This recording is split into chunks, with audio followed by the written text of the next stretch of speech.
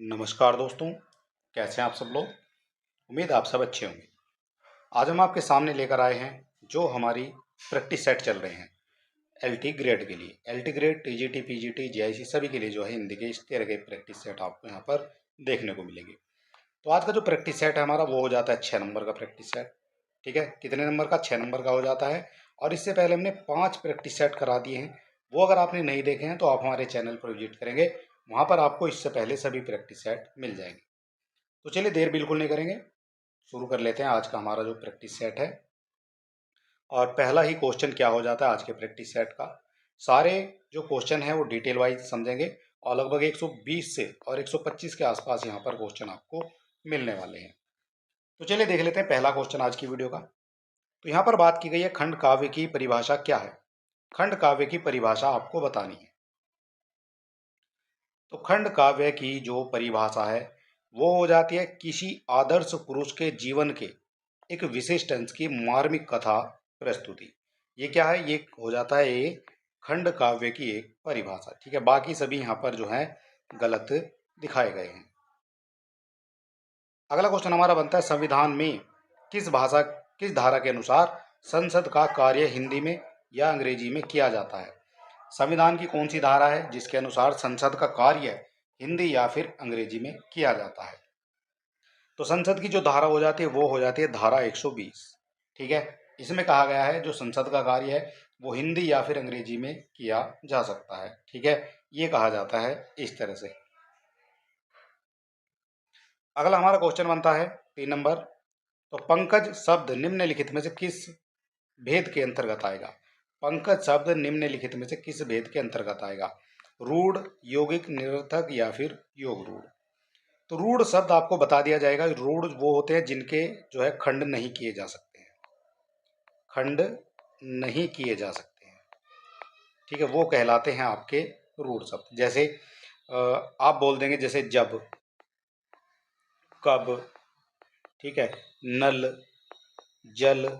अगर इनको आप तोड़ेंगे तो ये जो है कोई भी सेंटेंस यहाँ पर नहीं बनेगा, वर्ण अलग अलग हो जाएंगे।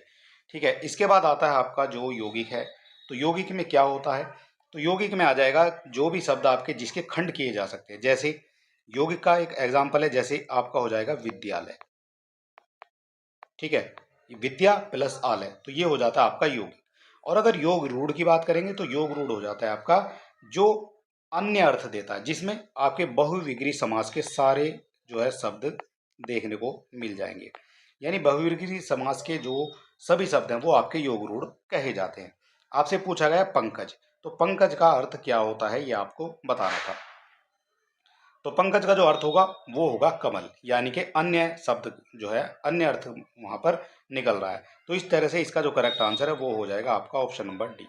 ठीक है, ऑप्शन नंबर डी यानी कि योग रूढ़ जो है पंकज को कहा जाएगा। ठीक है, तो सारी चीजें हमने यहाँ पर आपको बता दी हैं। रूढ़ क्या होता है, यौगिक क्या होता है, योग रूढ़ क्या होता है। और निरर्थक तो ये ऐसा होता है इसका कोई भी जो है अर्थ नहीं निकलता है, उसको निरर्थक कहा जाता है। सारे क्वेश्चन इंपॉर्टेंट है और आपको देख लेना है, इसी तरह के क्वेश्चन पूछे जाते हैं। छात्र ने 2 पुस्तकें खरीदी, हिंदी इसका सही संस्कृत अनुवाद क्या है। छात्र ने 2 पुस्तक खरीदी, तो इसका जो हिंदी अनुवाद बनेगा वो बनेगा छात्र द्वय पुस्तक क्रीत है। ठीक है, खरीदने को कहा जाता है आपका क्रीत। ठीक, तो छात्र ने 2 पुस्तकें खरीदी, तो छात्र द्वय पुस्तकों क्रीते। ठीक है, तो ये हो जाता है यहाँ पर आपका करेक्ट आंसर। इसके बाद जो हमारा अगला क्वेश्चन बनता है और वो बनता है यहाँ पर याच धातु योगे केवल कारकम उक्तम एकमेव। तो ये जो है संस्कृत का एक कथन है और आपको बताना है इसमें कौन सा जो है कारक है। ठीक है, कौन सा कारक यहाँ पर हो जाएगा। याच धातु योगे केवल कारकम उक्तम एकमेव, इसमें कौन सा जो है कारक है वो आपको बताना है। तो इसमें जो कारक हो जाएगा वो हो जाएगा यहाँ पर कर्म कारक। ठीक है, डी हो जाएगा आपका बिल्कुल करेक्ट यहाँ पर आंसर। ठीक है, कर्म कारक का जो है याच धातु में कर्म कारक का जो है प्रयोग यहाँ पर किया गया है। ठीक है, तो ये हो जाता है यहाँ पर कर्ता ने कर्म को। ठीक है, तो याचना कहते हैं जब किसी को याचते हैं, धाते हैं किसी को, तो को। ठीक है, तो वहां पर को की जो है विभक्ति देखने को मिलती है, इसलिए यहाँ पर भी कर्म की जो विभक्ति है वो है को, कर्म को, कर्ता ने कर्म को। तो इस तरह से यहाँ पर आपका जो करेक्ट आंसर है वो बन जाएगा डी। अगला क्वेश्चन हमारा बनता है यतस्र निर्धारणम किन विभक्तियों का विधायक है। किन विभक्तियों का ये जो है विधायक हो जाएगा। यतश्च निर्धारणम, तो ये हो जाता है आपका निर्धारणम कहा जाएगा, ये षष्ठी जो है सप्तमी, षष्ठी और सप्तमी विभक्तियों का विधायक ये माना जाता है। ठीक है, तो यहाँ पर जो है तुलना की जा रही है आपकी यतष्ठ निर्धारणम, निर्धारण उसका किया जा रहा है। ठीक है, तो इस तरह से यहाँ पर जो करेक्ट आंसर बनेगा वो बनेगा आपका सी। पट धातु पर इसमें पदी लिट लिकार के उत्तम पुरुष एक वचन का रूप है। ये पूछा गया है लिट लिकार के उत्तम पुरुष एक वचन का रूप क्या हो जाएगा। पट धातु में आपसे पूछा गया है, तो उत्तम पुरुष में आपका जो आ जाएगा वो आ जाता है यहाँ पर याम। ठीक है, उत्तम पुरुष पूछा गया है, सबसे पहले देखना उत्तम पुरुष। ठीक है, और इसका पूछा गया है एक वचन, तो उत्तम पुरुष का एक वचन जो बनेगा आपका वो बनेगा यहाँ पर पठिष्यामि। ठीक है, तो इस तरह से जो है क्वेश्चन आपसे पूछे जाते हैं। अगर यहाँ पर प्रथम पुरुष की बात करेंगे तो पठिष्यति, पठिष्यत, पठिष्यन्ति। ठीक है, तो इस तरह से यहाँ पर ये बनते हैं। और मध्यम पुरुष में आपका पठिष्यसि आ जाएगा, पठिष्यथ आ जाएगा, पठिष्यत। ठीक है, इस तरह से आ जाएगा। और फिर उत्तम पुरुष बनता है तो वो बनता है पठिष्यामि, पठिष्याओ और पठिष्याम। ठीक, तो आपसे क्या पूछा गया था, आपसे पूछा गया था एक वचन, और एक वचन जो है आपका यही करेक्ट यहाँ पर माना जाएगा। अगला हमारा क्वेश्चन बनता है सहसा विदित न क्रियाम, इस सूक्ति से युक्त रचना कौन सी है। सहसा विदित न क्रियाम, इस सूक्ति से जो युक्त रचना है वो कौन सी है। तो ये जो रचना हो जाएगी आपकी ये हो जाती है यहाँ पर किरार्थ अर्जुनियम। ठीक है, ऑप्शन नंबर बी जो है बिल्कुल करेक्ट यहाँ पर माना जाएगा। किरार्थ अर्जुनियम हो जाती है ये। और ये जो किरार्थ अर्जुनियम है ये एक महाकाव्य है, और किसके द्वारा लिखा गया है ये आपसे पूछ लिया जाता है। तो किरार्थ अर्जुनियम जो है ये लिखा गया है आपका भारवी के द्वारा। ठीक है, भारवी के द्वारा जो है किरार्थ अर्जुनियम लिखा गया है, और ये परिगणित प्रथम महाकाव्य भी माना जाता है। ठीक है, प्रथम महाकाव्य है, ये भी आपको पता होना चाहिए। ठीक, तो यहाँ पर जो है ये करेक्ट इसका आंसर हो जाएगा बी। इसके बाद यहाँ पर हम देखते हैं हमारा जो अगला क्वेश्चन बनता है, और वो बनता है काव्य रचना की दृष्टि से महाकवि माघ किन तीन गुणों से विभूषित स्वीकार किए जाते हैं। किन तीन गुणों से विभूषित स्वीकार किए जाते हैं, किन तीन गुणों से स्वीकार किए जाते हैं ये आपको बताना है। महाकवि माघ को जो है उपमा, अर्थगौरव और पद लालित्य तीन गुणों से विभूषित किया जाता है। तो ये कहाँ पर दिए गए हैं, एक आपकी उपमा हो जाती है, अर्थगौरव हो जाता है और पद लालित्य हो जाता है। तो तीन गुण हैं जिसको काव्य रचना की दृष्टि से महाकवि माघ इन तीन गुणों से विभूषित स्वीकार करते हैं, यानी ऑप्शन नंबर डी जो है बिल्कुल करेक्ट आपका यहाँ पर माना जाएगा। ठीक है, तो तीनों आपको यहाँ पर बता दिए गए हैं, जो तीन गुण हैं उपमा है, अर्थगौरव है और एक आपका पद लालित्य है। ठीक, तो यही आपसे आपकी परीक्षा में पूछा जाता है। अगला हमारा क्वेश्चन बनता है, और वो बनता है वह स्त्री जिसका पति दूसरा विवाह कर ले, इस वाक्यांश के लिए एक शब्द क्या होगा। वह स्त्री जिसका पति दूसरा विवाह कर ले उसके लिए क्या शब्द होता है। तो जिसका पति दूसरा विवाह कर लेता है उसको कहा जाता है अध्यूढ़ा। ऑप्शन नंबर ए जो है बिल्कुल करेक्ट यहाँ पर माना जाएगा। ठीक है, इसके अलावा यहाँ पर जो खंडिता दिखाया गया है, तो खंडिता होता है जिसका पति रात को किसी अन्य स्त्री के पास रहकर आया हो। ठीक है, तो उसको कहा जाएगा खंडिता। और एक बनता है यहाँ पर परित्यक्ता, ये भी आपसे पूछा जाता है कई बार आपकी परीक्षाओं में। तो वह स्त्री जिसके पति ने उसको छोड़ दिया हो या उसका परित्याग कर दिया हो। ठीक है, इसको कहा जाएगा जिसके उसके पति ने जो है उसको छोड़ दिया हो। ठीक है, या फिर उसका त्याग कर दिया हो। ठीक है, तो उसको कहा जाएगा परित्यक्ता। और पहला जो है इसका यहाँ पर करेक्ट आंसर हो गया। बाकी आपने देख लिया, खंडित हो गया है जो रात को किसी और के पास रहता है, परित्यक्ता हो गया जिसको परित्याग जिसका कर दिया है। अगला यहाँ पर क्वेश्चन बनता है मानक हिंदी व्याकरण में कारक वह व्याकरण कोटि है जो, यहाँ पर जो है सेंटेंस आपको पूरा करना है। 11वें नंबर का ये क्वेश्चन हो जाता है आपका। आपसे पूछा गया मानक हिंदी व्याकरण में कारक वह व्याकरण कोटि है जो जो संज्ञा अथवा सर्वनाम पद का क्रियापद से संबंध व्यक्त करती है। ठीक है, तो यहाँ पर जो है डी इसका करेक्ट आंसर आपका माना जाएगा। ठीक है,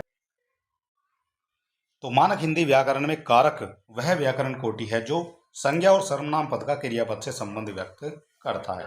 और यहाँ पर बात हुई है, कारक की। तो कारक आपको पता होना चाहिए कितने हमारे कारक होते हैं। ठीक है, तो कारकों से भी आपके क्वेश्चन बनते हैं, कई तरह से बनता है। जैसे आपसे पूछ लिया जाएगा कारक कितने प्रकार के होते हैं, तो कारक आपके 8 प्रकार के होते हैं।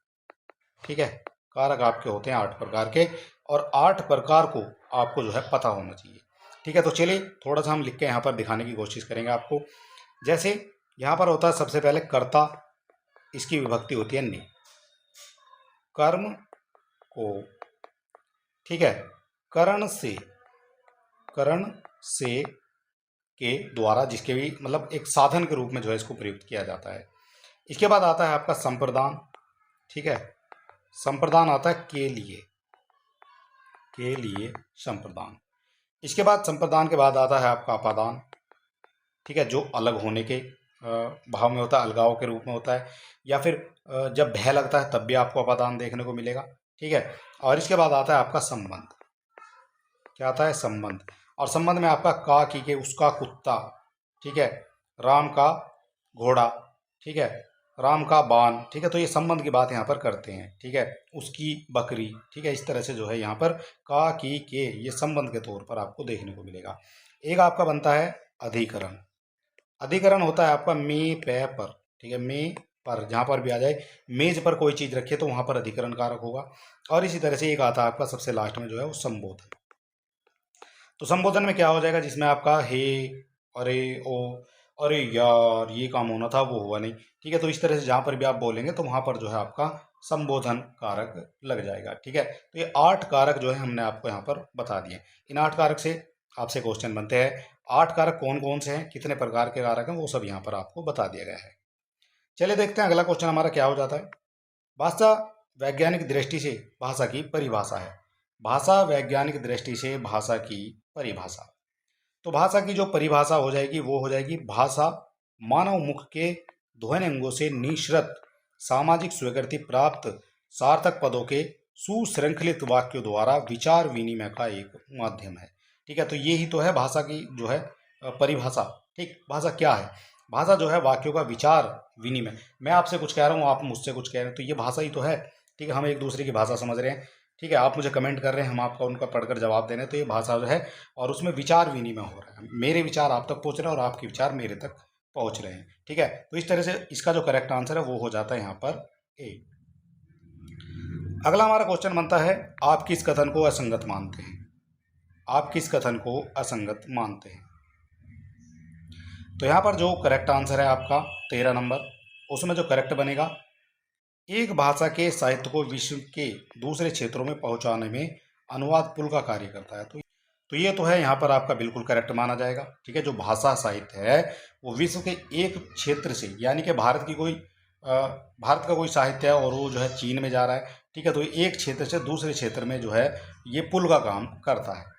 इसके बाद अनुवाद के माध्यम से संसार का समस्त ज्ञान और साहित्य हमारे पास आ जाता है। बिल्कुल ये भी करेक्ट हो जाएगा।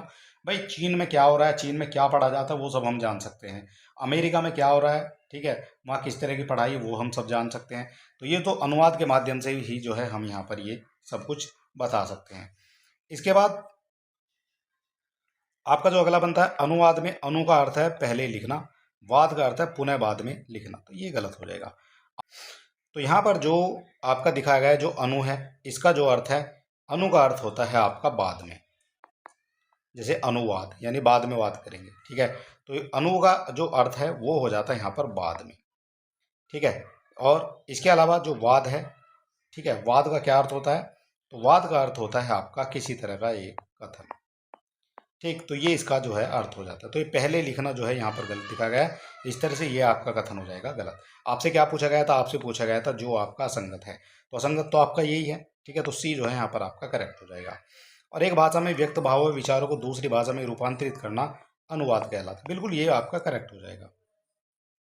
चलिए देखते हैं अगला क्वेश्चन हमारा, और ये हो जाता है परिभाषिक शब्दावली का निर्धारण कौन करता है?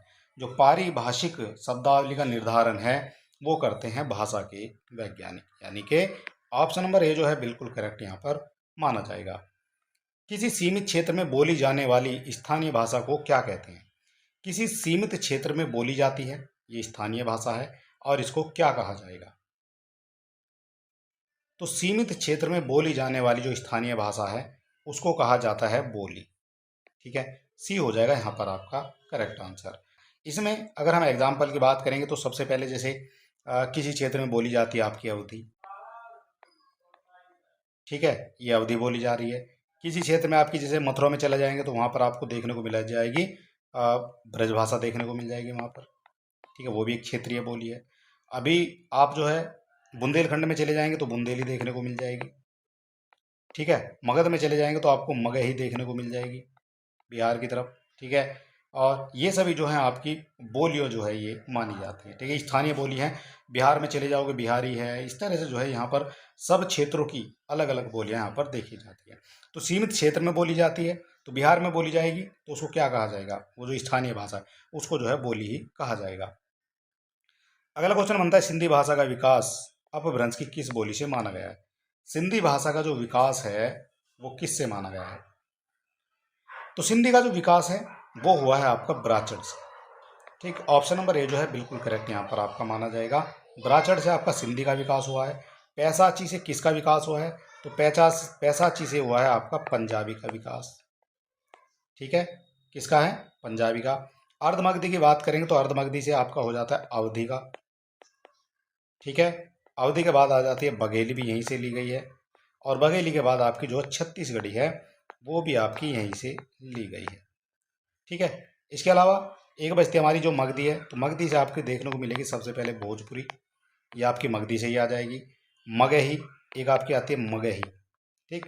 और तीसरी आ जाएगी आपकी जो मैथिली, इंपॉर्टेंट है, मैथिली आपसे पूछी जाती है आपकी परीक्षा में।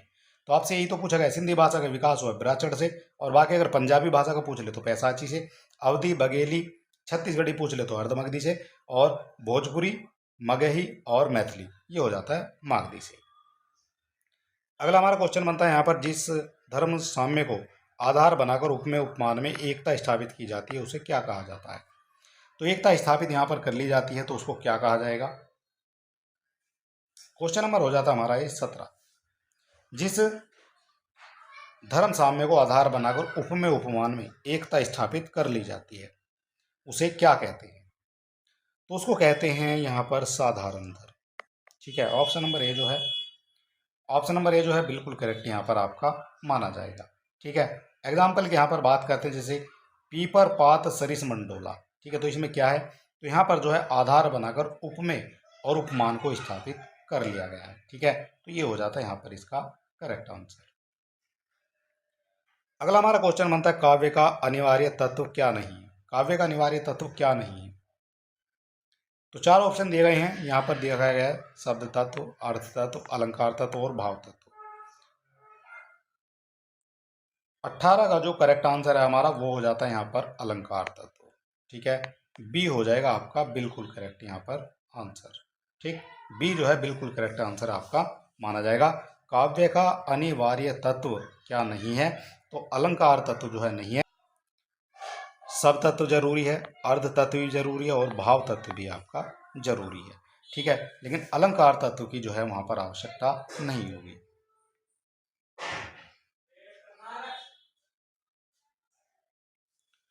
अगला हमारा यहाँ पर क्वेश्चन बनता है, इनमें से अलंकारों की परिभाषा एवं लक्षण से संबंधित कौन सा कथन सही नहीं है?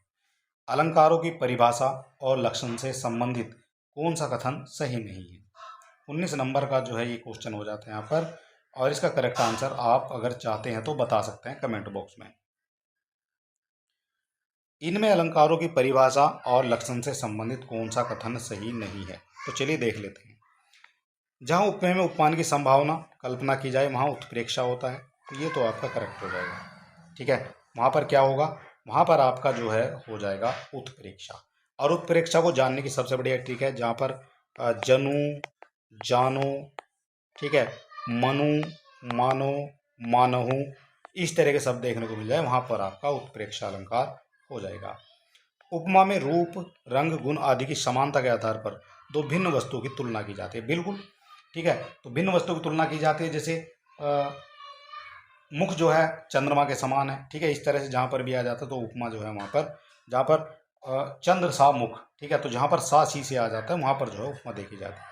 तो यहाँ पर एग्जाम्पल इसका चंद्र सा मुख, ठीक है, तो इस तरह से यहाँ पर जो है उपमा अलंकार हो जाता है। एक यहाँ पर होता है जब किसी शब्द में एक से अधिक अर्थ निकलते हो तो वहाँ श्लेष अलंकार होता है। बिल्कुल, रही मन पानी राखिए, बिन पानी सब सून, और पानी गए न उभरे मोती मानुष चून, ठीक है, तो इस तरह से जो है यहाँ पर ये जो आपका है तो यहाँ पर हो जाता है आपका श्लेष अलंकार, ठीक है, यानी कि एक ही पानी के जो अर्थ हैं वो तीन तरह से यहाँ पर बताए जाते हैं। तो एक अर्थ के, एक शब्द के जब कई अर्थ निकलते हैं तो वहाँ पर आपका श्लेष हो जाता है। शब्द का एक ही अर्थ निकले, जैसे उपमा, जैसे जो है यमक होता है आपका, उस तरह से जो है वहाँ पर यमक हो जाएगा जब अलग अलग अर्थ निकलते हैं किसी शब्द के। और यहाँ पर बनता है हमारा, जहाँ उपमान पर उपमेय का अभेद आरोप किया जाए वहाँ संदेह अलंकार होता है, तो यही आपका गलत माना जाएगा, क्योंकि तीन तो हमारे यहाँ पर करेक्ट हो गए हैं, ठीक है, तो गलत कौन सा बनेगा, तो 4 नंबर जो है हमारा यहाँ पर गलत हो जाएगा, ठीक है। और ये जो हमारा क्वेश्चन है 19 नंबर है, और यहाँ पर कहा गया है जहाँ उपमेय पर उपमेय का अभेद आरोप किया जाता है वहाँ जो है रूपक अलंकार होता है। कौन सा अलंकार हो जाएगा, रूपक अलंकार हो जाएगा। अगला क्वेश्चन बनता है, पीयूषो कहेहु संदेशड़ा, हे भोरा के काग, सो धनी बिरहे जरी मुई, तेह दुहा हम लाग, ठीक, इन पंक्तियों में कौन सा छंद है। छंद से भी क्वेश्चन आपके बनते हैं, तो छंद आपको बताना है कौन सा हो जाएगा। तो छंद में सबसे पहले आपको मात्राओं का ज्ञान होना चाहिए, ठीक है, मात्राओं का ज्ञान आपको होना चाहिए। इसमें कितनी मात्राएं, तो चलिए पढ़ लेते हैं।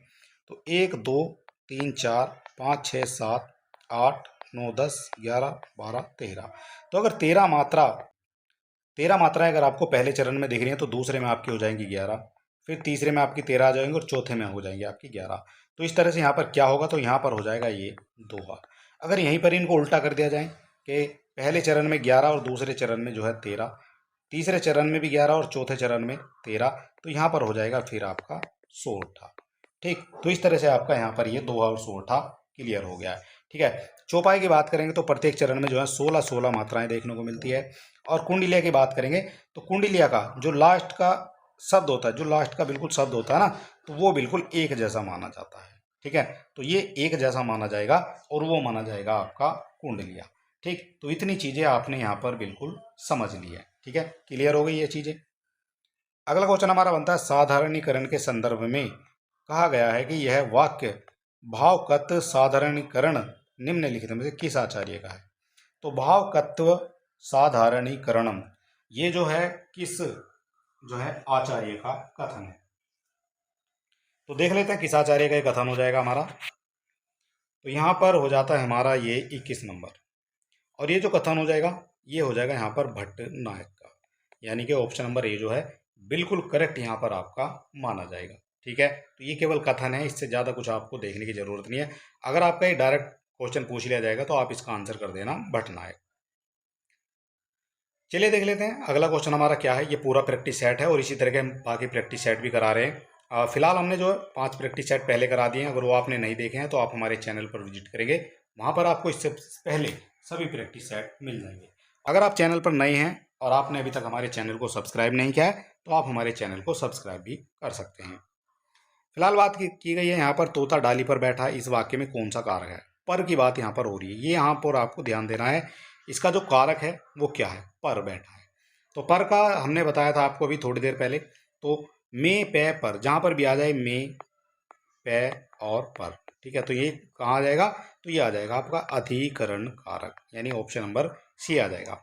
करण की बात करेंगे तो से के द्वारा, जहाँ पर ये साधन की बात कर रहा है, ठीक है, से के द्वारा। संबंध आ जाता है आपका का की के, ठीक है, जहाँ पर आपके राम का कुत्ता, ठीक है, मेरी किताब, ठीक है, इस तरह से जहाँ पर भी आ जाएगा वो संबंध बताएगा। और अपादान भी आपको हमने बता दिया था, जहाँ पर भय की बात होती है, ठीक है, वो लड़की डरती है, वो लड़का डरता है, कुत्ते से डरता है या फिर छिपकली से डरता है, तो वहाँ पर भी अपादान कारक होगा। और अपादान कारक का सबसे बढ़िया जो है वो है अलग होने के संबंध में, ठीक है, पेड़ से पत्ता अलग होता है, ठीक है, इस तरह से भी यहाँ पर जो है अपादान कारक आपको देखने को मिल जाएगा। अगला क्वेश्चन हमारा बनता है वाराणसी का बनारस रूप में विकास उदाहरण है। किसका उदाहरण है? वाराणसी का बनारस के रूप में विकास का उदाहरण।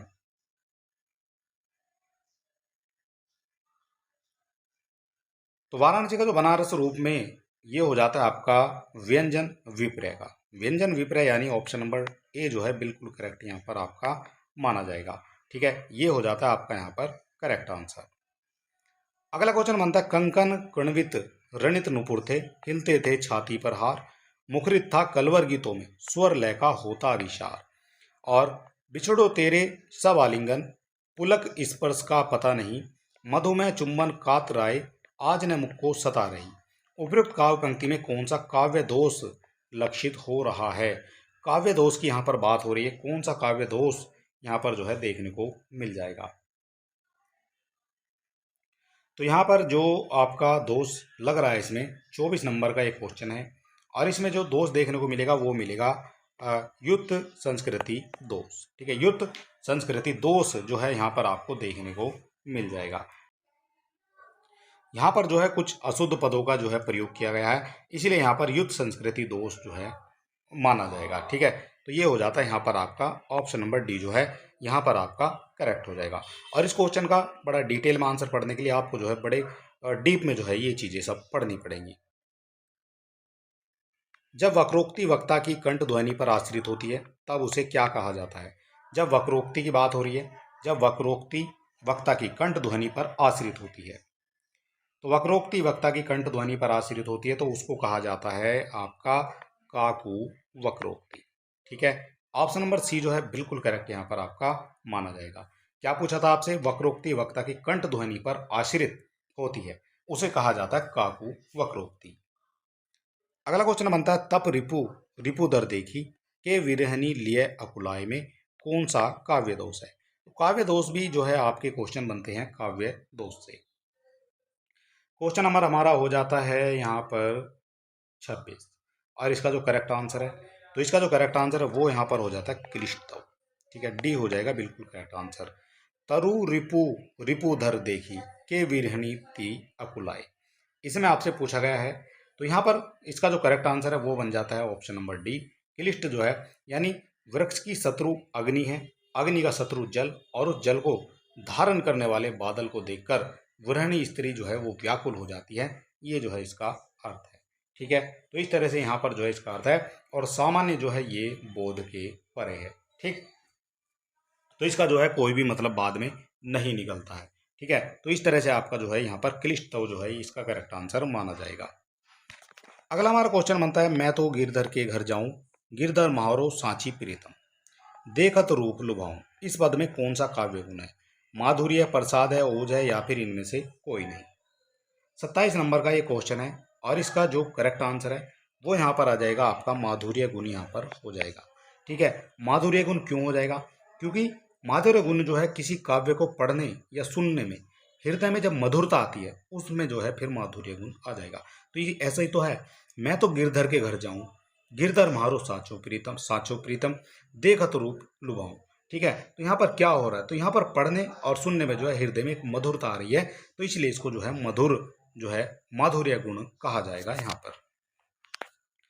अगला हमारा क्वेश्चन बनता है, और ये बनता है यहाँ पर व्यंग जीव है कवित में शब्द अर्थ गति अंग, सोई उत्तम काव्य है वर्ण व्यंग प्रसंग। तो यहाँ पर आपसे पूछा गया है ये जो कथन है किस आचार्य का है?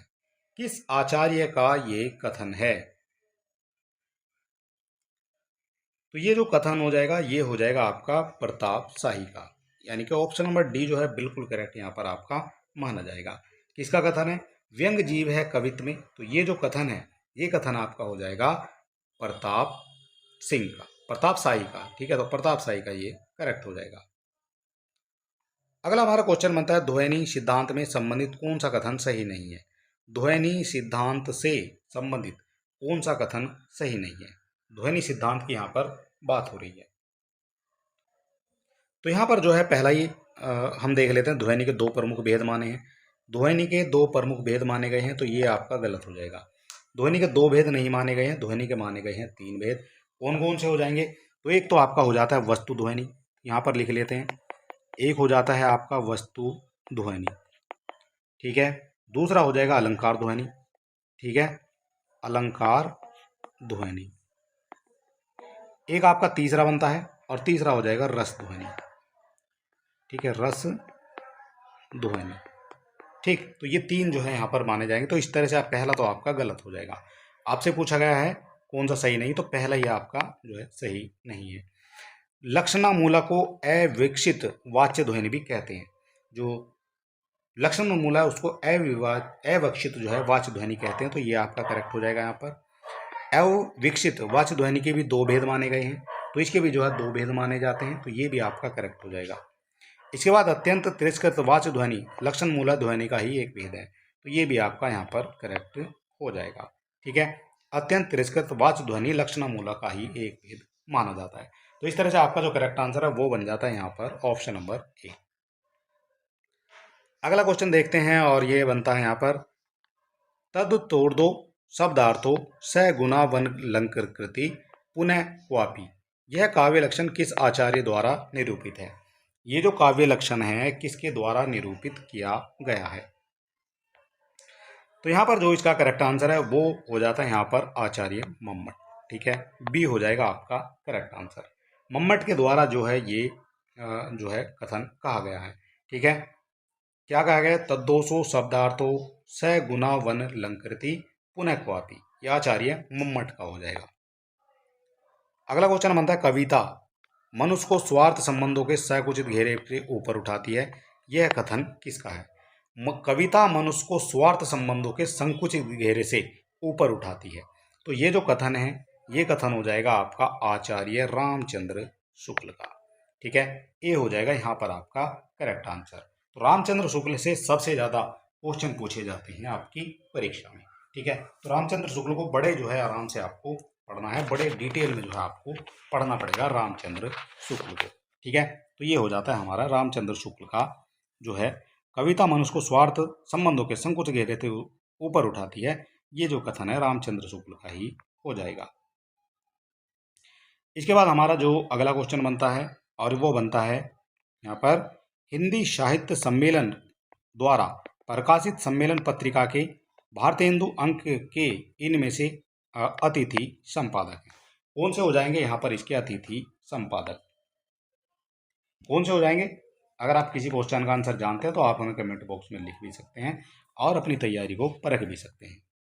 क्वेश्चन नंबर हो जाता है हमारा 32 और इसमें कहा गया है जो हमारी हो जाती है हिंदी साहित्य सम्मेलन द्वारा जो प्रकाशित है तो वो हो जाता है यहाँ पर भारतेंदु अंक में अतिथि जो संपादक हैं वो हो जाते हैं सच्चिदानंद हीरानंद वात्स्यायन अज्ञ। यानी ऑप्शन नंबर बी जो है बिल्कुल करेक्ट यहाँ पर माना जाएगा। ठीक है, ये हो जाता है इसका करेक्ट आंसर। जमाने में हम आत्मकथा के रचनाकार कौन है? रचनाओं से भी काफी क्वेश्चन बनते हैं। जमाने में हम आत्मकथा के रचनाकार कौन हो जाएंगे? तो जमाने में हम ये हो जाती है आपकी निर्मला जैन की। ठीक, ऑप्शन नंबर सी जो है बिल्कुल करेक्ट यहाँ पर माना जाएगा। इसके अलावा जो आपके मैत्री पुष्पा है इसकी जो दो रचनाएं हैं इनमें देख लेते हैं। एक रचना है इसकी कस्तूरी जो है कुंडल बसे। ठीक है, ये हो जाती है इनकी। और एक हो जाती है गुड़िया भीतर गुड़िया। कौन सी हो जाएगी? ये बड़ी फेमस है गुड़िया भीतर गुड़िया और ये कई परीक्षाओं में पूछी भी गई है। गुड़िया के भीतर जो है गुड़िया भीतर गुड़िया। ठीक है, ये हो जाएगा जो है यहाँ पर आपका करेक्ट आंसर। इसके अलावा जो जमाने में हमें ये किसकी है तो ये हो जाती है निर्मला जैन की। ठीक, और बाकी जो है हम आपको बताएंगे। लगता नहीं दिल मेरा किसकी आत्मकथा है? लगता नहीं दिल मेरा ये जो आत्मकथा है तो ये आत्मकथा हो जाती है कृष्णा जो है अग्निहोत्री की। एक चीज आपको यहाँ पर हम बताने की कोशिश करेंगे, आत्मकथा और जीवनी में क्या अंतर है। तो आत्मकथा और जीवनी में अंतर, ठीक है, तो यहाँ पर थोड़ा सा बताएंगे। जो आत्मकथा है, आत्मकथा ये तो लिखी जाती है स्वयं के द्वारा। ठीक है, आत्मकथा जो है स्वयं के द्वारा लिखी जाएगी। लेकिन अगर जीवनी की बात करेंगे, जो आपकी जीवनी है तो जीवनी लिखी जाती है आपकी ये जब कोई और लिखता है, कोई और जब लिखता है। ठीक है, तो वो क्या लिखता है? वो लिखता है हमारी जीवनी। अगर मेरे बारे में कोई किताब लिखेगा तो वो मेरी जीवनी लिखेगा। अगर मैं अपनी किताब को स्वयं लिखूंगा तो मैं लिखूंगा उसको फिर आत्मकथा लिखूंगा। ठीक है, तो इस तरह से ये आत्मकथा और जीवनी में अंतर होता है। तो ये हो सकता है कुछ बच्चों को नहीं पता होगा, कुछ को पता होगा, लेकिन कुछ को नहीं पता होगा अभी तक। अगला यहाँ पर क्वेश्चन बनता है हमारा, यात्रा साहित्य से संबंध निम्नलिखित रचनाओं को उनके लेखकों के साथ सुमेलित कीजिए। यात्रा साहित्य की यहाँ पर बात हो रही है। ठीक है, यात्रा साहित्य की बात हो रही है यहाँ पर, और आपसे पूछा गया है इस संबंध में रचनाओं को उनके लेखकों के साथ सुमेलित कीजिए। तो सुमेलित करना है, और यहाँ पर देख लेते हैं कौन कौन से यहाँ पर करेक्ट हो जाते हैं आपके। तो यहाँ पर जो करेक्ट हो जाएंगे आपके, सबसे पहले कितना अकेला आकाश। तो कितना अकेला आकाश ये किसकी है? तो कितना अकेला आकाश ये हो जाती है आपकी नरेश मेहता की। ठीक है, जहाँ फव्वारा लहू रोते हैं, जहाँ फव्वारे लहू रोते हैं वो हो जाती है आपकी नासिरा शर्मा की। ठीक है, आंखों देखा पाकिस्तान ये हो जाते कमलेश्वर की, और बहुत ही इंपॉर्टेंट आप इसको मार्क करेंगे क्योंकि ये क्वेश्चन कई बार पूछा गया है। आंखों देखा पाकिस्तान कमलेश्वर के द्वारा जो है ये लिखित है। इसके बाद एक बचता है आपका जो अंतहीन आकाश, और अंतहीन आकाश जो है ये हो जाती है आपकी विश्वनाथ प्रसाद तिवारी की। ठीक है, किसकी हो जाएगी? विश्वनाथ प्रसाद तिवारी की हो जाएगी। ठीक है, तो ये यहाँ पर जो है आपका करेक्ट बन जाएगा। जैसे ए का चार आपका केवल एक ही ऑप्शन में दिया गया है, और बी का आपका 2 हो जाएगा, बी का 1 हो जाएगा, सी का 2, डी का आपका 5 हो गया। तो ऑप्शन नंबर ए जो है बिल्कुल करेक्ट यहाँ पर माना जाएगा। चलिए देखते हैं अगला क्वेश्चन हमारा क्या हो जाता है। सारे क्वेश्चन इंपॉर्टेंट है और बड़े ही डीप क्वेश्चन, बड़े छांट कर जो है क्वेश्चन आपके लिए लेकर आए हैं हम इस प्रैक्टिस सेट में। क्वेश्चन नंबर हो जाता है हमारा 36, लंका यात्रा का विवरण। लंका यात्रा का विवरण यात्रा वृत्तांत के लेखक कौन है? तो ये लंका यात्रा का जो विवरण यात्रा वृत्तांत के लेखक हैं वो हो जाते हैं यहाँ पर Gopal Gahmari. Gopal Ram Gahmari, option number B जो है बिल्कुल करेक्ट यहाँ पर माना जाएगा। ठीक, कौन सा हो जाएगा? ये हो जाएगा ऑप्शन नंबर बी। ठीक, गोपाल राम गहमरी।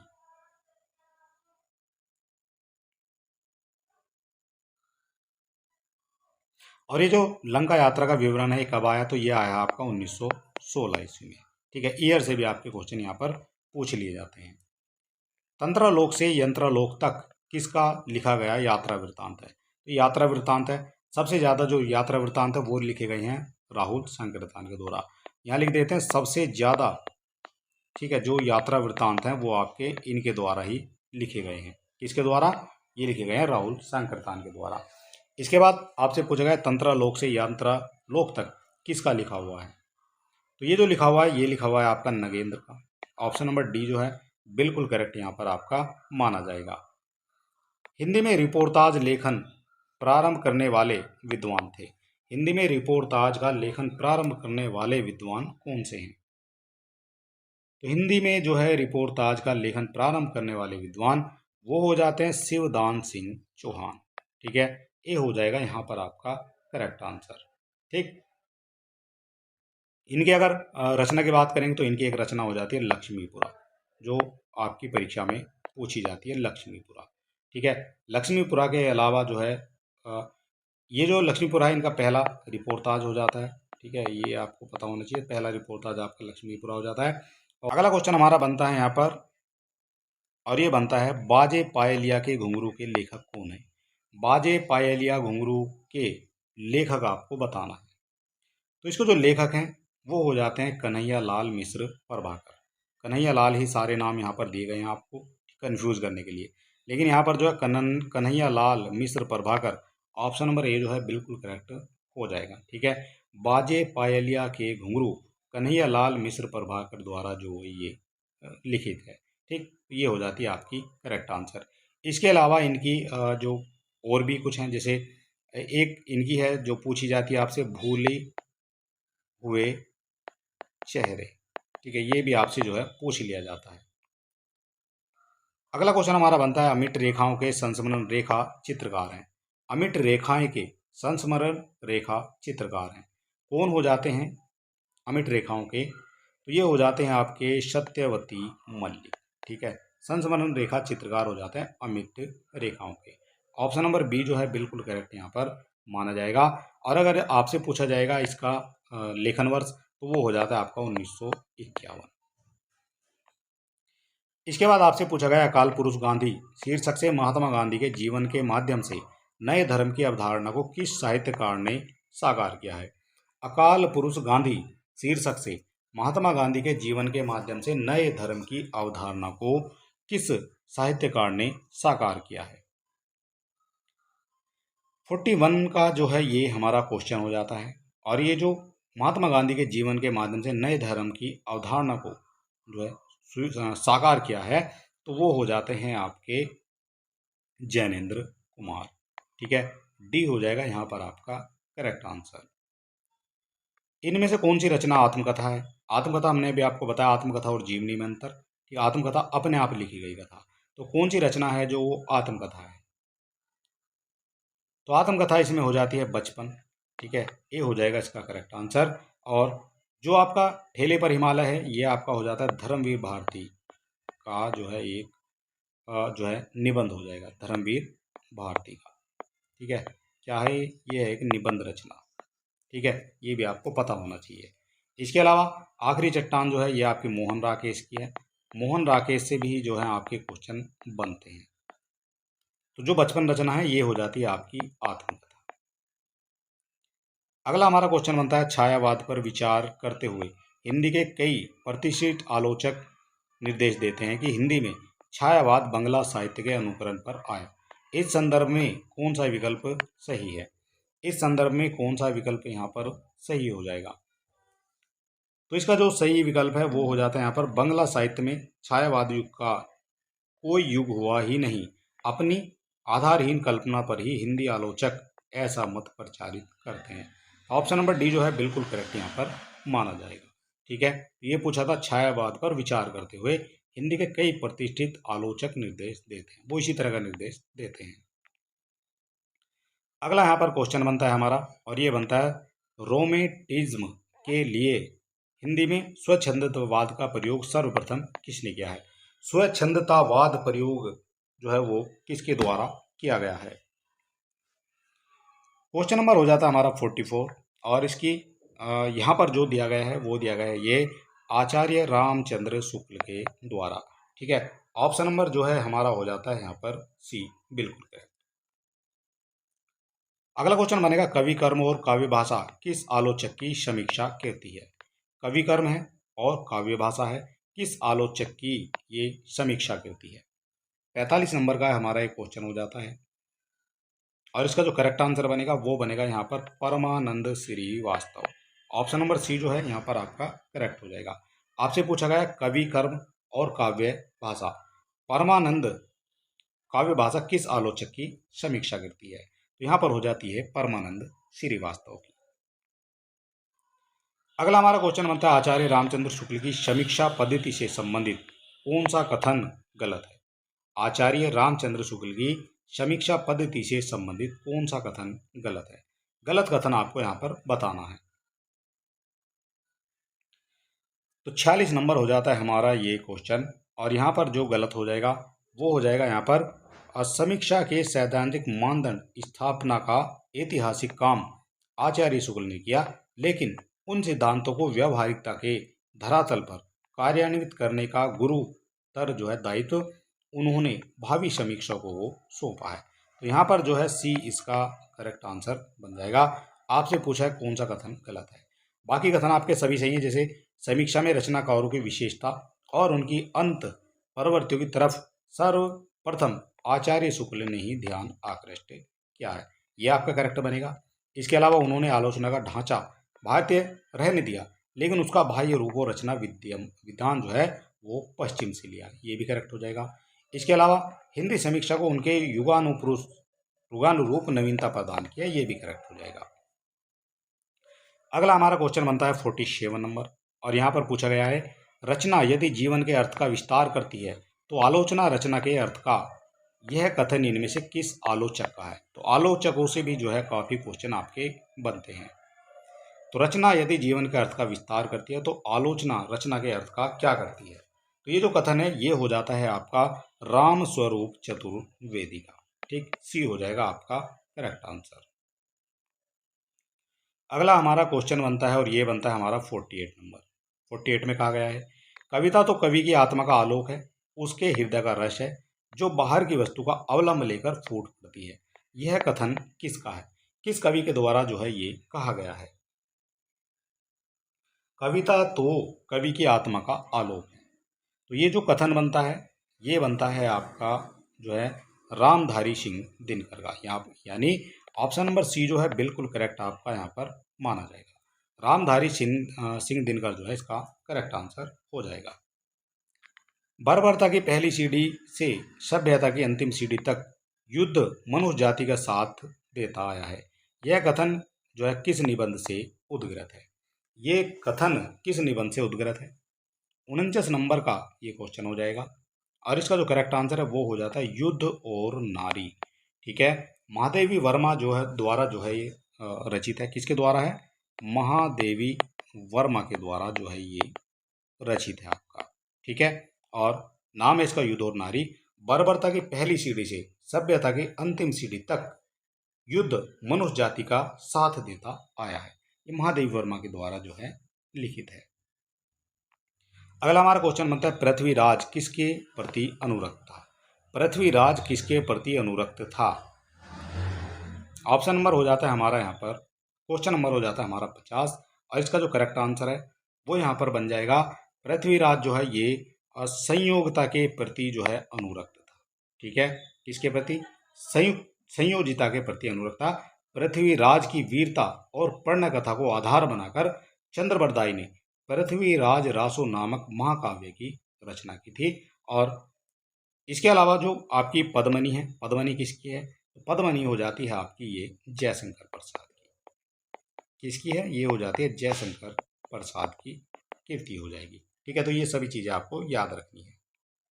अगला हमारा क्वेश्चन यहाँ पर बनता है फिर से और ये आ गया है महाराष्ट्र के भक्तों में किनका नाम सबसे पहले आता है?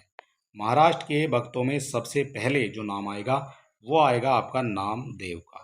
ऑप्शन नंबर डी जो है बिल्कुल करेक्ट यहाँ पर माना जाएगा। ठीक है, नामदेव जो है ये निर्गुण और सगुण दोनों मार्गों को जो है इन्होंने अपनाया था। प्रेमचंद की निम्नलिखित में से किस कहानी को उत्तर आधुनिक विमर्शों में से एक वृद्धावस्था विमर्श के अंतर्गत रखा जाता है? वृद्धावस्था विमर्श के अंतर्गत रखा जाता है, तो वो रखा जाता है वृद्धावस्था के अंतर्गत बूढ़ी काकी को। ठीक है, बूढ़ी काकी कहानी को उत्तर आधुनिक विमर्शों में से एक वृद्धावस्था विमर्श के अंतर्गत रखा जाता है। प्रेमचंद द्वारा उर्दू भाषा में लिखा गया उपन्यास बाजारे हुस्न का हिंदी रूपांतरण है। बाजारे हुस्न का हिंदी रूपांतरण, तो इसका जो हिंदी रूपांतरण है वो हो जाता है सेवा सदन। ठीक है, अब सेवा सदन किसके द्वारा लिखा गया है? तो ये सभी जो हैं आपके हो जाते हैं प्रेमचंद के। ठीक है, कायाकल्प भी प्रेमचंद का है, गबन भी प्रेमचंद का और रंगभूमि भी, ये आपकी सभी जो हैं प्रेमचंद के ही हो जाते हैं। ठीक है, प्रेमचंद से भी काफ़ी क्वेश्चन बनते हैं आपकी परीक्षा में। सुचरिता का संबंध किस उपन्यास से है? सुचरिता का संबंध किस उपन्यास से हो जाएगा? ठीक है, तो सुचरिता का जो संबंध है वो आपसे पूछा गया है, तो ये हो जाता है यहाँ पर सुचरिता का संबंध हो जाएगा बाण भट्ट की आत्मकथा से। ऑप्शन नंबर बी जो है बिल्कुल करेक्ट यहाँ पर आपका हो जाएगा। अगला हमारा क्वेश्चन बनता है मुन्नी मोबाइल किसका उपन्यास है? मुन्नी मोबाइल किसका उपन्यास है? तो मुन्नी मोबाइल जो है ये आया है आपका 2009 में। कब आया है? 2009 में आया है। किसके द्वारा लिखा गया है? तो प्रदीप सौरभ के द्वारा जो है ये लिखा गया, यानी इनका एक उपन्यास हो जाता है। ठीक है, क्या है ये? एक उपन्यास है, मुन्नी मोबाइल है और 2009 में जो है ये लिखा गया है। शिवपालगंज किस उपन्यास से संबंधित है? जो शिवपालगंज है वो किस उपन्यास से संबंधित है? शिवपालगंज, तो जो हो जाते हैं आपके शिवपालगंज ये हो जाते हैं आपके राग दरबारी, यानी कि ऑप्शन नंबर बी जो है बिल्कुल करेक्ट यहाँ पर आपका माना जाएगा। शेष कादम्बरी उपन्यास की लेखिका कौन? कादम्बरी हो जाता है ये और इसकी जो लेखिका है वो हो जाती है अलगा सरावगी, यानी ऑप्शन नंबर डी जो है बिल्कुल करेक्ट यहाँ पर आपका माना जाएगा। गली आगे मुड़ती है इसके लेखक कौन है? गली आगे मुड़ती है, तो इसके जो लेखक हैं वो हो जाते हैं शिव प्रसाद सिंह, यानी ऑप्शन नंबर बी आपका करेक्ट हो जाएगा। गली आगे मुड़ती है। अगला हमारा क्वेश्चन बनता है, अफ्रीका में रंगभेद तथा उपनिवेशवादियों की स्थानीय और भारतीय मूल के निवासियों के प्रति घृणा और क्रूरता का मार्मिक चित्रण किस उपन्यास में किया गया है। ये बात है जब अफ्रीका में रंगभेद की जो है बात चलती थी, अफ्रीका की बात हो रही है। तो ये उपन्यास जो है ये हो जाता है आपका पहला गिरमिटिया। ठीक है, गिरमिटिया ये हो जाता है आपका मार्मिक चित्रण यहाँ पर किया गया है। और ये जो गिरमिटिया उपन्यास है ये है आपका महात्मा गांधी जी के जीवन पर आधारित। किसके जीवन पर आधारित है? महात्मा गांधी के जीवन पर जो है ये आधारित है आपका गिरमिटिया। इसके बाद हमारा जो अगला क्वेश्चन बनता है और वो बनता है यहाँ पर, प्रेमचंद शताब्दियों से पद चलित अपमानित और उपेक्षित कृषकों की आवाज थे। प्रेमचंद के संबंध में उक्त कथन जो है किसका है? प्रेमचंद के संबंध में ये कथन किसका है? प्रेमचंद शताब्दियों से पदचलित पद दलित और अपमानित उपेक्षित कृषकों की आवाज थे। ये जो कथन हो जाएगा ये हो जाएगा आपका आचार्य हजारी प्रसाद द्विवेदी का। ऑप्शन नंबर सी हो जाएगा आपका करेक्ट आंसर। महत्वाकांक्षा का मोती निष्ठुरता की सीपी से अलग पलता है। जो महत्वाकांक्षा का मोती है निष्ठुरता की सीपी में पलता है, यह प्रसाद के किस नाटक का हो जाएगा? ये हो जाता है प्रसाद के यानी जयशंकर प्रसाद के किस नाटक का है? तो जयशंकर प्रसाद के हो जाएंगे चंद्रगुप्त का। ऑप्शन नंबर बी हो जाएगा आपका करेक्ट आंसर। स्कंदगुप्त जो है ये भी आपका जयशंकर प्रसाद का, अजातशत्रु भी जयशंकर प्रसाद का है, और जनमेजय का नागयज्ञ ये सभी जो है आपके जयशंकर प्रसाद के, जो बार बार आपकी परीक्षाओं में पूछे जाते हैं। यह रक्तपात कब तक समाप्त होना है? दोनों पक्षों को खोना ही खोना है। उपयुक्त पंक्तियां जो है किस रचना की है? उपयुक्त पंक्तियां किस रचना में लिखी गई हैं? तो 62 नंबर का ये क्वेश्चन हो जाता है। और ये जो पंक्तियां लिखी गई हैं ये लिखी गई हैं आपकी अंधा युग से। अंधा युग हो जाता है। और अंधा युग ये किसका है ये भी आपको पता होना चाहिए। तो अंधा युग हो जाता है ये धर्मवीर भारती का। ठीक है, किसका है? ये जो पंक्तियां हैं ये हो जाती है आपकी धर्मवीर भारती की। ठीक, अगला हमारा क्वेश्चन बनता है, बनारस शो का प्रत्यक्ष प्रभाव लेकर सन 1935 ईस्वी में हिंदी में एकांकी नाटक की रचना किसने की है? हिंदी में एकांकी नाटक की रचना की है, तो ये रचना किसने की है? ये रचना की गई है भुवनेश्वर प्रसाद के द्वारा। कि मैं इस घर से ही अपने अंदर कुछ ऐसी चीज लेकर गई हूं जो किसी भी स्थिति से मुझे स्वाभाविक नहीं रहने देती। आधे अधूरे नाटक के प्रस्तुत संवाद का संबंध किस पात्र से है? ये आधे अधूरे हो जाते हैं। और ये जो संवाद है वो किस पात्र से है? बड़ी लड़की, छोटी लड़की, स्त्री या फिर लड़का? तो इसका जो करेक्ट आंसर है वो यहाँ पर हो जाता है ये बड़ी लड़की के जो है संवाद से लिया गया है। ठीक है, आधे अधूरे नाटक हो जाता है ये। और ये आधे अधूरे जो नाटक है किसका है? तो आधे अधूरे जो नाटक है ये है आपका मोहन राकेश का। किसका हो जाएगा? मोहन राकेश का ये नाटक हो जाएगा। निम्नलिखित में से कौन पारसी नाटककार नहीं है? कौन है जो पारसी नाटककार नहीं है? तो पारसी नाटककार जो है जो आगात कश्मीरी है पारसी नाटककार हो जाते हैं।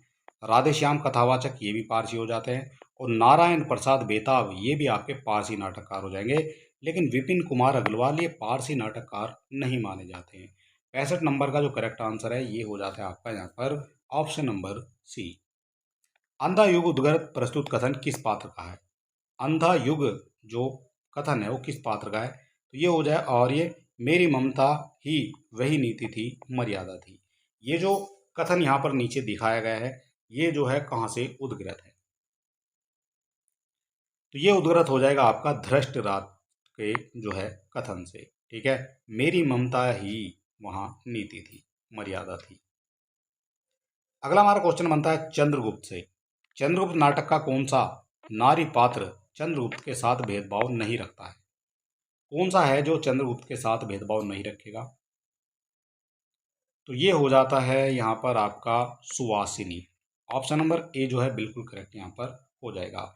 और जो सुवासिनी है वो चंद्रगुप्त के साथ जो है प्रेम भाव नहीं रखती थी। ठीक, बाकी सभी जो है उसके साथ प्रेम भाव रखती थी। और ये जो चंद्रगुप्त है ये किसके द्वारा लिखा गया है ये भी आपको पता होना चाहिए, बार बार आपकी परीक्षाओं में पूछा जाता है। तो ये हो जाता है आपका जयशंकर प्रसाद का। ठीक है, जयशंकर प्रसाद के द्वारा जो है ये लिखा गया है और इसका जो प्रकाशन वर्ष है वो है आपका 1933। अपने कुकर्मों का फल चखने में कड़वा परंतु परिणाम में मधुर होता है, यह कथन किसका है? अपने कुकर्मों का फल चखने में कड़वा होता है और लेकिन परिणाम में मधुर होता है। तो ये जो कथन है ये हो जाता है आपका भट्टार्क का।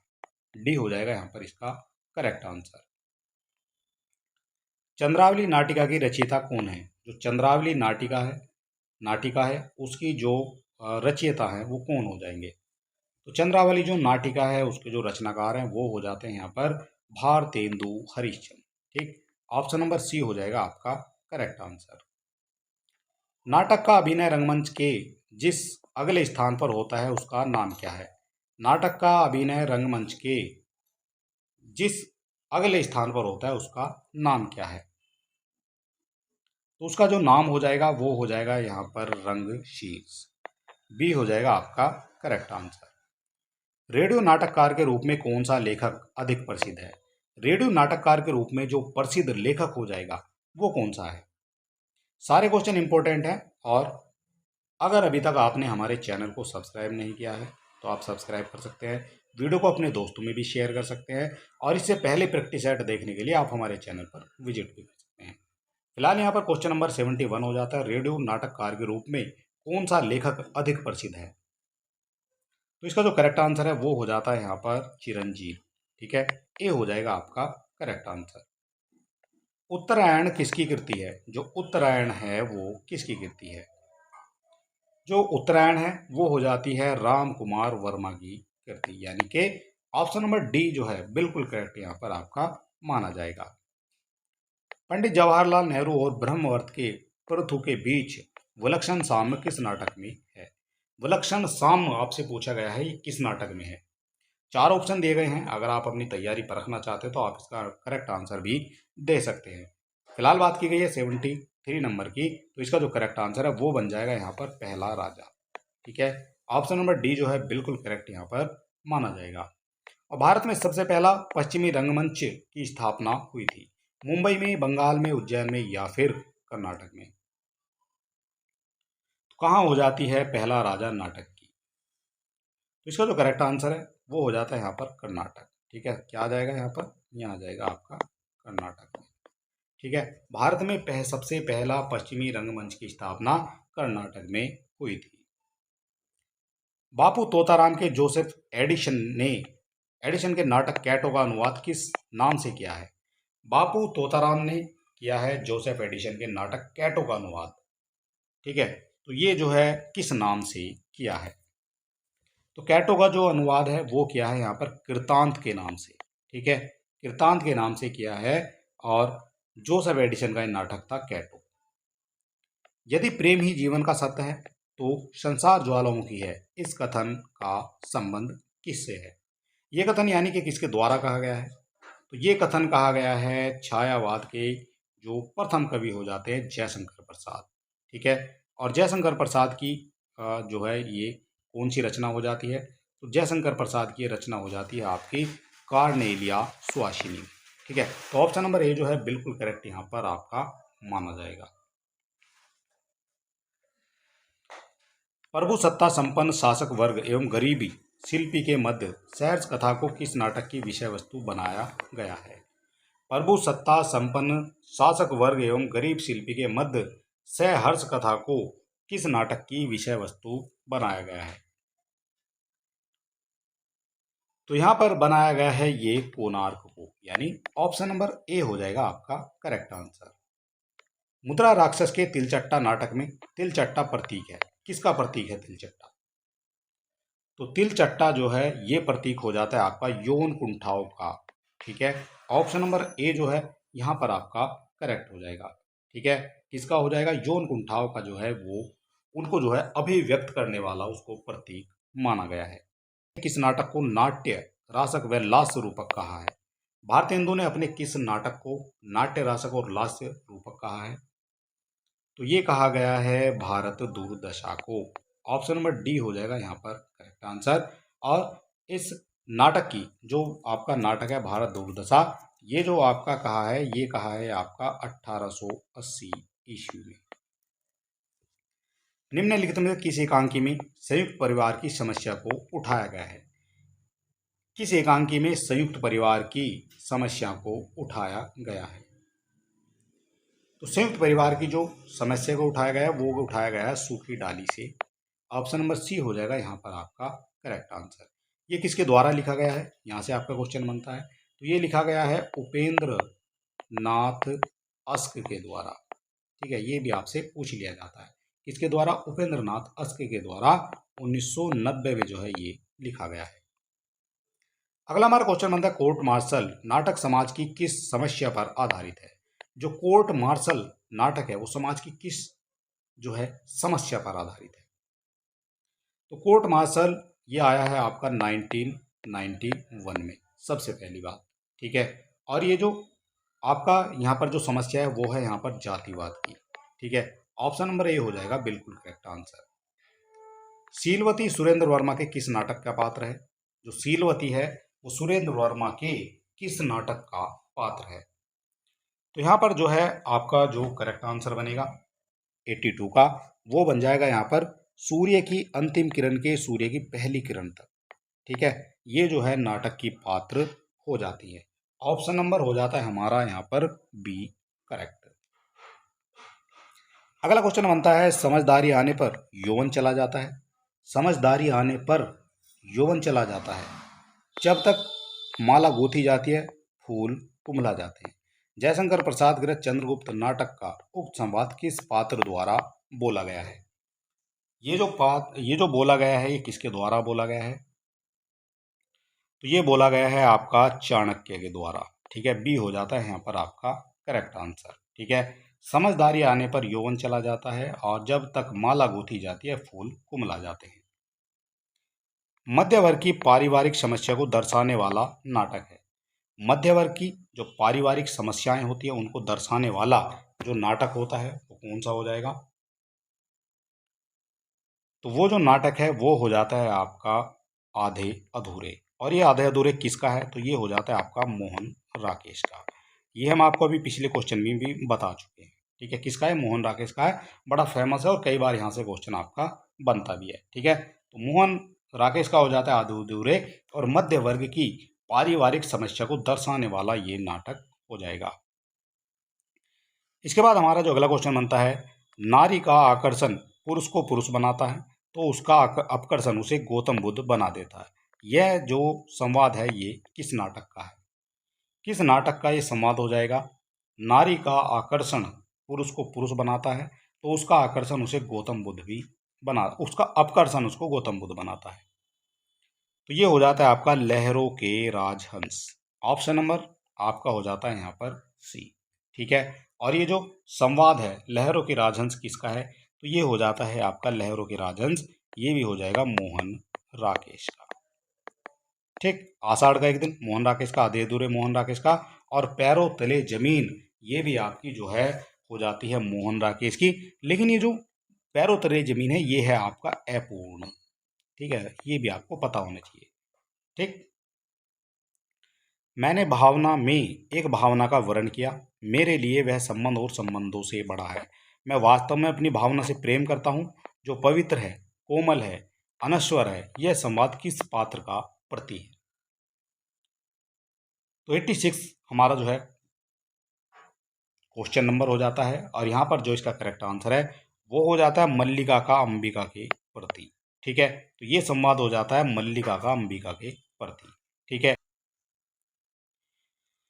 चलिए देख लेते हैं अगला क्वेश्चन हमारा। सावित्री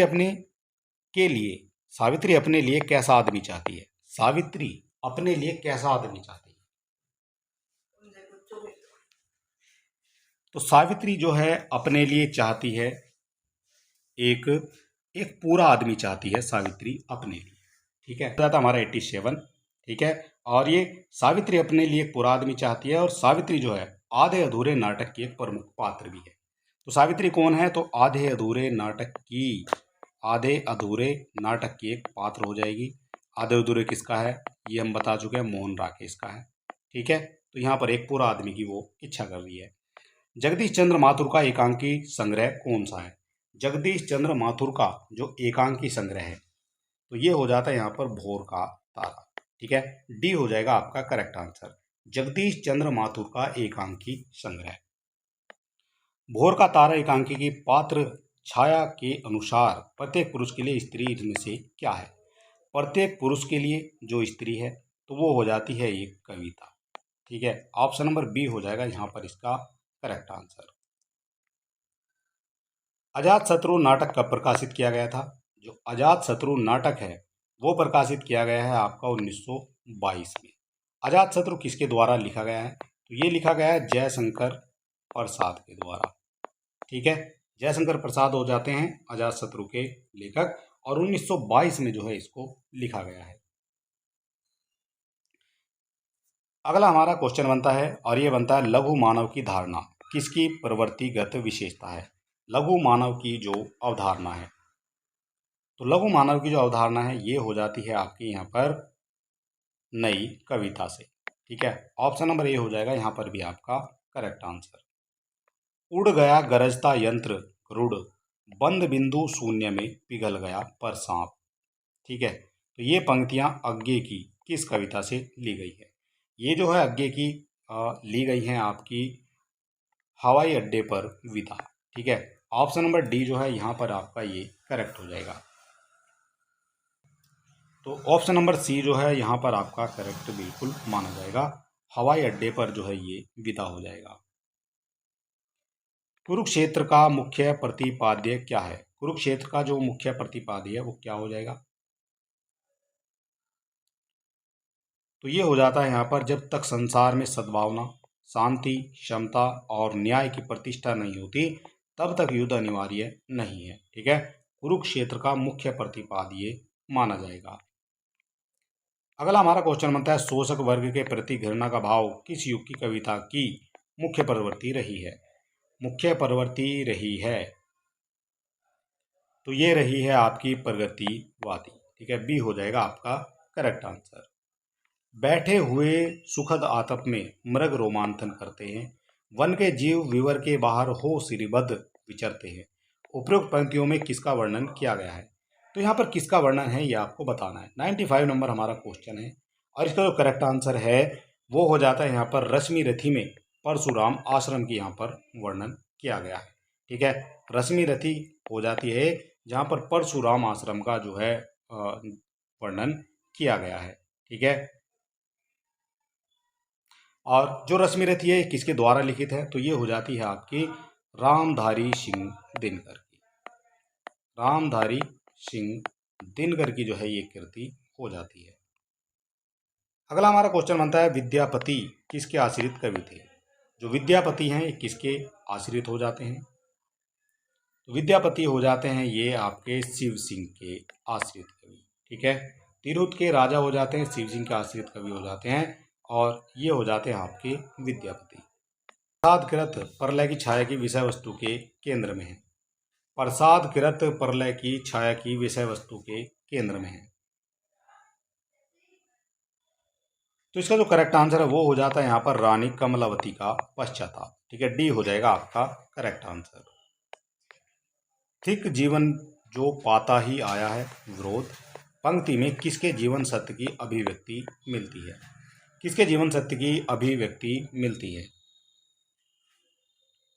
तो ये मिलती है आपकी सूर्यकांत त्रिपाठी निराला की। ठीक है, ऑप्शन नंबर ए हो जाएगा आपका करेक्ट आंसर। कामायनी के संदर्भ में असत्य कथन को चिन्हित कीजिए। कामायनी के संदर्भ में जो असत्य कथन है वो कौन सा है? तो असत्य कथन यहाँ पर यह कृति अभेद मूलक अद्वैतवाद का संगनाद करती है, ये करेक्ट हो जाएगा। यह नारी सृष्टि के लिए संजीवनी है, ये भी करेक्ट हो जाएगा। इस कृति में मानवीय संवेगों का उदात्तीकरण है, ये गलत हो जाएगा। ठीक है, ये आप गलत है, उदात्तीकरण जो है वहाँ पर नहीं है। और ये शाश्वत जीवन और मानुष कल्याण का काव्य है, ये भी आपका करेक्ट हो जाएगा। आपसे पूछा गया कौन सा कथन जो है असत्य है, तो केवल सी हो जाएगा जो आपका असत्य है।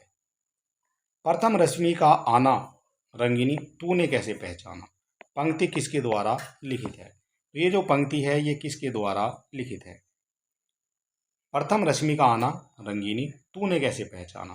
तो ये हो जाती है आपकी पंत की। ठीक है, पंत के द्वारा जो है ये लिखित है। इनमें से कौन सा कवि अपने रचना काल के अंतिम दौर में प्रगतिवाद के भौतिक दर्शन के साथ साथ अरविंद दर्शन से प्रभावित हुआ है। कौन सा हो जाएगा ये। तो इसका जो करेक्ट आंसर है वो यहाँ पर हो जाता है सुमित्रा नंदन पंत। ठीक, अपने रचना काल के अंतिम दौर में प्रगतिवाद के भौतिक दर्शन के साथ साथ जो है ये अरविंद दर्शन से भी प्रभावित हुआ है। अगला हमारा क्वेश्चन बनता है द्विवेदी युग का कौन सा कवि है जिसने सारी रचनाएं ब्रज भाषा में की है। द्विवेदी युग का कौन सा कवि है जिसने सारी रचनाएं ब्रज भाषा में की है। तो ब्रज भाषा में की गई हैं जगन्नाथ दास रत्नाकर के द्वारा। ऑप्शन नंबर ए हो जाएगा आपका करेक्ट आंसर। किस साहित्यकार ने राष्ट्र मातृभूमि को सुगुण मूर्ति सर्वेश की कहकर इसकी वंदना की है। मातृभूमि की जो है, राष्ट्र की या मातृभूमि की जो है वंदना की है। तो ये वंदना की गई है मैथिली शरण गुप्त के द्वारा। ठीक है, ये हो जाएगा आपका करेक्ट आंसर। कविता प्रभावशाली रचना है जो पाठक या श्रोता के मन पर आनंददायी प्रभाव डालती है। काव्य के संबंध में यह विचार किसका है। यह विचार किसका है ये आपको बताना है। तो इसका जो करेक्ट आंसर है वो हो जाता है आचार्य महावीर प्रसाद द्विवेदी का। ऑप्शन नंबर ए हो जाएगा आपका करेक्ट आंसर। आत्मा के छदम नाम से आचार्य महावीर प्रसाद द्विवेदी की आलोचना किसने की है। आचार्य महावीर प्रसाद द्विवेदी की आलोचना की है तो ये की गई है आपकी बाबू मुकुंद लाल गुप्त के द्वारा। ठीक है, ये की गई है बाबू मुकुंद लाल गुप्त के द्वारा जो है आलोचना की गई है। रीतिकाल के सर्वांग निरूपक कवि वे हैं जिन्होंने काव्य के समस्त अंगों का विवेचन अपने ग्रंथों में किया है। अतः निम्नलिखित में से रीतिकाल का कौन सा ऐसा कवि नहीं है जिसकी गणना सर्वांग निरूपक कवियों में की जाती है। तो कौन सा हो जाएगा जिसकी जो गणना है वो सर्वांग निरूपक रूप में की जाती है। तो ये हो जाते हैं आपके मतीराम। ऑप्शन नंबर हो जाता है एक आपका ऑप्शन नंबर सी। सगुन अलंकारण सहित दोष जो होए शब्द अर्थ ताको कवित विबुध कहत कोय। तो यहाँ पर आपसे पूछा गया है कौन सा हो जाता है करेक्ट आंसर। इसका जो करेक्ट आंसर है वो हो जाएगा यहाँ पर, यहाँ पूछा गया काव्य विषयक यह परिभाषा इनमें से किस आचार्य की है। तो काव्य विषयक ये जो परिभाषा है ये हो जाती है आपकी चिंतामणि की। ये हो जाएगा यहाँ पर करेक्ट आंसर। इनमें से विशुद्ध सरस शक्तिशालिनी ब्रज भाषा लिखने में कोई और कवि समर्थ नहीं हुआ है। आचार्य शुक्ल ने किस कवि के बारे में यह टिप्पणी की है। तो आचार्य शुक्ल ने ये जो टिप्पणी की है वो की है यहाँ पर घनानंद के बारे में। ठीक है, ऑप्शन नंबर सी जो है बिल्कुल करेक्ट यहाँ पर आपका माना जाएगा। ठीक है, घनानंद के बारे में जो है ये टिप्पणी उनके द्वारा की गई है। अगला हमारा क्वेश्चन बनता है सुजान की उपेक्षा से विराग उत्पन्न होने के बाद रीतिकालीन कवि घनानंद वृंदावन जाकर किस संप्रदाय के वैष्णव हो गए थे। घनानंद वृंदावन जाकर किस संप्रदाय के वैष्णव हो गए थे। तो ये हो जाते हैं आपके निम्बार्क संप्रदाय के जो है ये वैष्णव बन जाते हैं। ठीक है, कौन से रीतिकालीन कवि आपस में भाई माने जाते हैं। कौन से हो जाते हैं रीतिकालीन कवि जो आपस में भाई माने जाते हैं। तो भाई माने जाते हैं चिंतामणि, भूषण और मतीराम। ठीक है, तीनों का नाम आपको याद रखना है। तीनों जो है ये आपस में भाई माने जाते हैं। ठीक, ये माने जाते हैं भाई। ये ब्रजभाषा के मतीराम जैसे कवियों के समकक्ष हैं और कहीं कहीं तो भाषा और भाव के माधुर्य में पद्माकर तक से टक्कर लेते हैं। आचार्य शुक्ल ने यह किस कवि के लिए कहा है। 111 नंबर का जो है हमारा यहाँ पर क्वेश्चन हो जाता है और इसका जो करेक्ट आंसर है वो हो जाता है बेनी परवीन, यानी ऑप्शन नंबर ए जो है बिल्कुल करेक्ट यहाँ पर हो जाएगा। राधा कृष्ण के प्रेम को लेकर कृष्ण भक्ति की जो काव्य धारा चली उसमें लीला पक्ष अर्थात ब्रह्मार्थ विधान की प्रधानता रही है। यह कथन हिंदी साहित्य के किस इतिहासकार का है। यह कथन हिंदी साहित्य के किस इतिहासकार का है। तो ये जो कथन हो जाएगा ये हो जाएगा आपका आचार्य रामचंद्र शुक्ल का। ठीक है, सी हो जाता है यहाँ पर करेक्ट आंसर। गोपियों की वचन वक्रता का मनोहारी चित्रण सूरदास के किस अंश में मिलता है? गोपियों का जो मनोहारी चित्रण मिलता है सूरदास के किस अंश में मिलता है? तो ये मिलता है आपका भ्रमर गीत में। ठीक है, भ्रमर गीत में जो है ये मिलता है, और भ्रमर गीत जो है सूर सागर में जो है देखा जाता है। किसमें देखा जाएगा? सूर सागर में है आपका भ्रमर गीत। निम्नलिखित में से वल्लभाचार्य के शिष्यों के संबंध में कौन सा कथन असत्य है? वल्लभाचार्य के शिष्यों के संबंध में कौन सा कथन असत्य है? तो असत्य कथन हो जाता है नंददास तथा चतुर्भुज दास। ऑप्शन नंबर सी हो जाता है यहाँ पर आपका करेक्ट आंसर। कबीर के बीजक पर रची गई त्रिज्या टीका किसकी है? कबीर के बीजक पर लिखी गई जो टीका है वो हो जाती है आपकी पूर्णदास की। ठीक है, ऑप्शन नंबर ए हो जाएगा आपका करेक्ट आंसर। अपने पौरुष से हताश जाति के लिए भगवान की शक्ति और करुणा की ओर ध्यान ले जाने के अतिरिक्त दूसरा मार्ग ही क्या था? तो दूसरा मार्ग ही क्या था? तो यहाँ पर जो दूसरा मार्ग है वो हो जाता है, ये जो कथन है ये किसका है? तो ये जो कथन है ये हो जाता है रामचंद्र शुक्ल का। ठीक है, ये हो जाएगा आपका करेक्ट आंसर। अगला क्वेश्चन बनता है प्राकृतिक पेंगुलम के रचयिता। बिल्कुल एंड में हम जो है चल रहे हैं और एक दो क्वेश्चन हमारे और रह रहे हैं। तो प्राकृतिक पेंगुलम के रचयिता यहाँ पर बताए गए हैं आपसे, और ये हो जाते हैं वंशीधर। प्राकृतिक पेंगुलम के रचयिता। अपभ्रंश के जो नमूने हमें पदों में मिलते हैं वो उस काव्य भाषा के हैं जो पुरानेपन के कारण बोलने की भाषा से कुछ अलग दिनों तक आदिकाल के अंत क्या उसके कुछ पीछे तक पोथियों में चलती रही। उपयुक्त कथन किसका है? ये जो कथन है, कथन से सबसे ज़्यादा क्वेश्चन पूछे जाते हैं और स्टूडेंट जो है यहीं पर जो है कंफ्यूज होते हैं। तो इसका जो करेक्ट आंसर है वो यहाँ पर बन जाता है, ये जो कथन है रामचंद्र शुक्ल का। बौद्ध धर्म के सिद्धांतों में देश की बदलती हुई परिस्थितियों ने जिन नवीन भावनाओं की सृष्टि की उन्हीं के परिणाम स्वरूप सिद्ध साहित्य की रूपरेखा तैयार हुई, और सिद्ध साहित्य के प्रादुर्भाव विषयक यह कथन इनमें से किसका है? तो ये जो कथन है ये किसका हो जाएगा? तो ये जो कथन है ये हो जाता है आपका राम कुमार वर्मा का। ऑप्शन नंबर ए हो जाएगा आपका करेक्ट आंसर। बीसल देव रासो की नायिका का नाम क्या है? जो बीसल देव है उसकी नायिका का नाम, तो उसकी नायिका का नाम हो जाता है जो है राजमती, और राजमती दिया गया है आपका ऑप्शन नंबर डी में। ठीक है, कब आई थी ये जो आपकी बीसल देव है? ये आई थी आपकी 1212 ईस्वी में। कौन मिस्र बंधुओं में से नहीं है? मिस्र बंधुओं में से नहीं है, तो मिस्र बंधुओं की ट्रिक है GS के। जी से हो जाते हैं आपके गणेश बिहारी मिश्र, एस से हो जाते हैं आपके श्याम बिहारी मिश्र, और के से हो जाते हैं सुखदेव बिहारी मिश्र, लेकिन कृष्ण बिहारी मिश्र जो है उसमें नहीं है। यद्यपि मैं खुद उर्दू का बड़ा पक्षपाती हूँ, लेकिन मेरे विचार में हिंदी को विभाषा या बोली कहना उचित नहीं। यह कथन किसका है? ये कथन जो है किसका है? तो ये जो कथन है ये हो जाता है आपका गारसा दा तासी का। बी हो जाएगा आपका करेक्ट आंसर। भारतीय संस्कृति के मूल उपादानों का ऐतिहासिक विकास प्रस्तुत करने वाला प्रसिद्ध ग्रंथ संस्कृति के 4 अध्याय किसने लिखा है? संस्कृति के जो 4 अध्याय हैं वो लिखे गए हैं आपके रामधारी सिंह दिनकर के। भारतीय साहित्य की भूमिका के लेखक कौन है? भारतीय साहित्य की भूमिका के लेखक, तो इसके जो लेखक हैं वो हो जाते हैं यहाँ पर रामविलास शर्मा। सी हो जाएगा इसका करेक्ट आंसर। और आज का हमारा हो जाता है लास्ट क्वेश्चन। हिंदी साहित्य का आरंभ 693 ईस्वी में मानने वाले इतिहासकार इनमें से कौन है?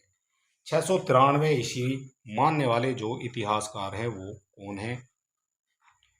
तो 693 मानने वाले हो जाते हैं आपके, ये हो जाते हैं आपके डॉक्टर राम कुमार वर्मा। ठीक है, राम कुमार वर्मा हो जाते हैं जिन्होंने हिंदी साहित्य का आरंभ माना है 693 ईस्वी को। ठीक, और 693 से माना है ये 1693 ईस्वी तक। तो चलिए दोस्तों, यहाँ पर जो हमारी आज का जो प्रैक्टिस सेट है वो हम समाप्त करते हैं। और अगर अभी तक आपने हमारे चैनल को सब्सक्राइब नहीं किया तो आप सब्सक्राइब कर सकते हैं और वीडियो को अपने दोस्तों में भी शेयर कर सकते हैं। और चलिए दोस्तों, मिलते हैं नेक्स्ट वीडियो में। तब तक के लिए नमस्कार, जय हिंद।